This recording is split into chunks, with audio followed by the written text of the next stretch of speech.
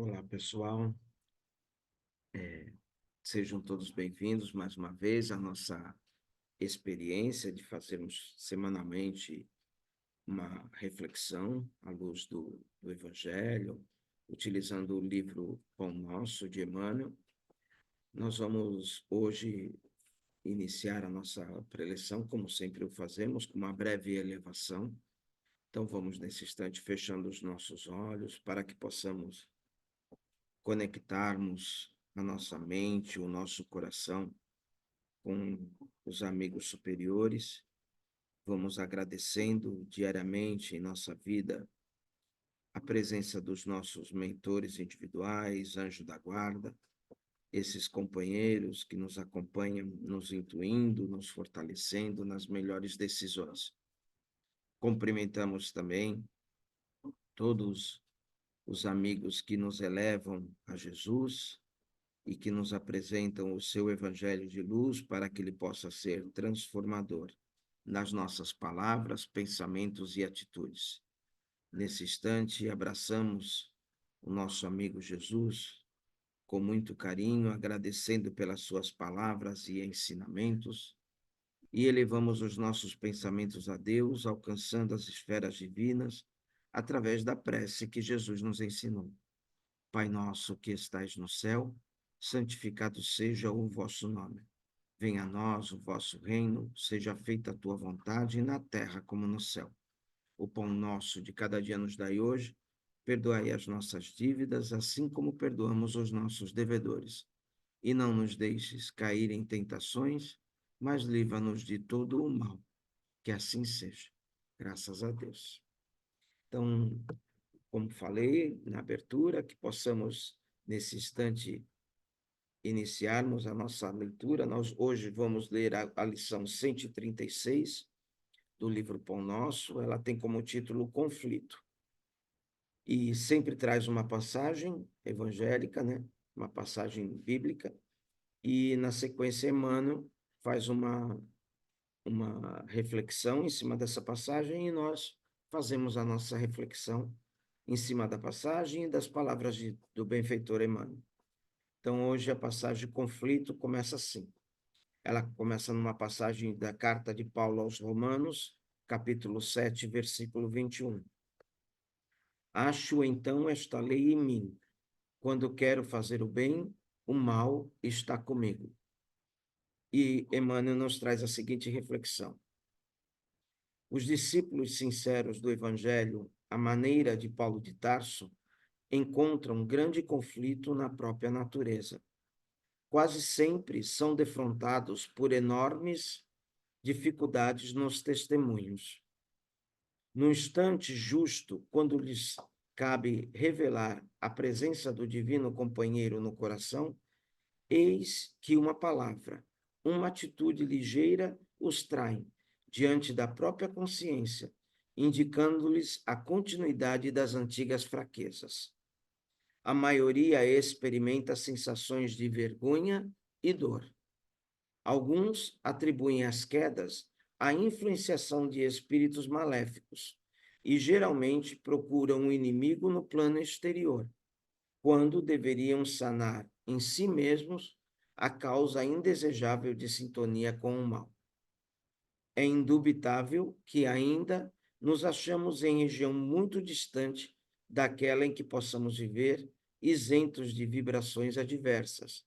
Todavia, é necessário verificar a observação de Paulo em nós próprios. Enquanto o homem se mantém no gelo da indiferença ou na inquietação da teimosia, não é chamado à análise pura. Entretanto, tão logo desperta para a renovação, converte-se o campo íntimo em zona de batalha. Contra a aspiração bruxulenta do bem, no dia que passa, levanta-se a pesada bagagem de sombras acumuladas em nossas almas desde os séculos transcorridos. Indispensável, portanto, grande serenidade e resistência de nossa parte, a fim de que o progresso alcançado não se perca. O Senhor concede-nos a claridade de hoje para esquecermos as trevas de ontem, preparando-nos para o amanhã no rumo da luz imperecível.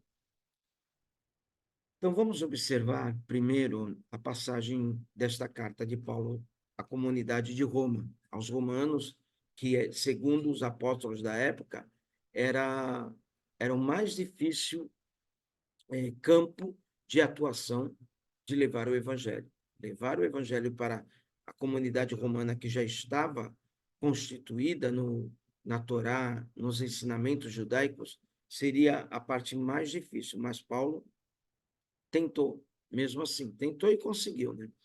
E numa dessas passagens dele, dessa carta, que foi a maior carta escrita por Paulo, foi a carta aos Romanos, ele, no capítulo 7, ele faz essa observação, não só para aquela comunidade, mas para ele mesmo também, que como apóstolo, ele mesmo se via, que ele conseguia fazer o mal que ele não queria, que ele lutava para se desvencilhar de coisas do seu íntimo, de dificuldades, de vícios e defeitos, ele lutava constantemente contra isso, e quando ele achava que tinha vencido, quando menos esperava, ele cometia o que ele considerava um erro, porque ele já estava no processo tentando. Então, ele manifestava nessa carta que ele fazia o mal que ele não queria, mas o bem que ele queria, ele não conseguia fazer completamente.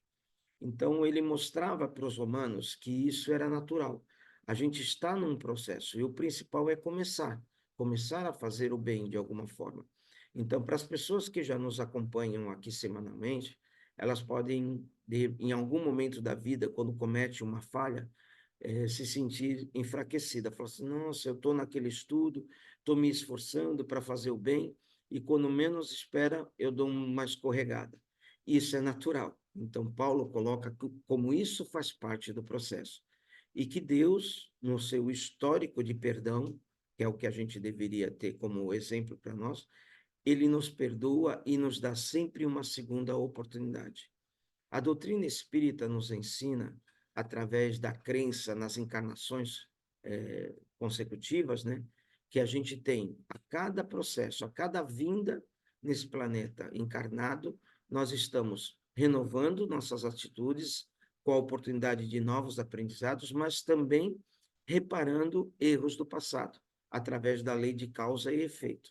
Então, algumas coisas que vivemos, que acontecem conosco, que nós não sabemos por quê, muitas vezes questionamos Deus, por que passamos isso? Ele está dando uma segunda chance para a nossa renovação. E Emmanuel coloca aqui, o importante é nós estarmos sempre vigilantes nos nossos passos, nas nossas palavras e atitudes, porque essas nós conseguimos corrigir. Normalmente, quando cometemos uma falha grande, algumas pessoas dizem, é porque eu estou envolvido com um espírito obsessor, o Emmanuel faz essa reflexão, e colocamos sempre a culpa no outro, seja num espírito obsessor ou na pessoa que nos perturbou, que nos testou. Então, nós sempre estamos colocando a culpa no exterior, na outra pessoa. E aqui ele pede para que a observação seja feita dentro de nós mesmo. Então, que normalmente a culpa está em nós, mas a correção está em nós também. E isso é importante, porque a decisão está dentro de nós, tá? Então, que possamos refletir nessas palavras de Paulo, que tenhamos essa vontade íntima de tomarmos as nossas decisões e as nossas correções. Essa é a nossa reflexão da semana. Para a nossa conclusão, nós vamos, mais uma vez, elevamos os nossos pensamentos e que possamos direcionar o melhor dos nossos pensamentos a Deus, pedindo que os amigos espirituais possam envolver todo o nosso lar, as pessoas que conosco vivem, aquela pessoa especial que passa a nossa mente nesse instante, que nós pedimos com carinho, fortalecimento físico e espiritual. Vibramos intensamente por nós mesmos, pelo nosso esforço contínuo na reformação, na reforma íntima, e que possamos estarmos sempre atentos às nossas dificuldades e nos fortalecendo diariamente. Concluímos a nossa reflexão dessa semana, agradecendo a Deus e a Jesus, e que possamos estarmos juntos novamente na próxima semana. Um abraço a todos e até breve.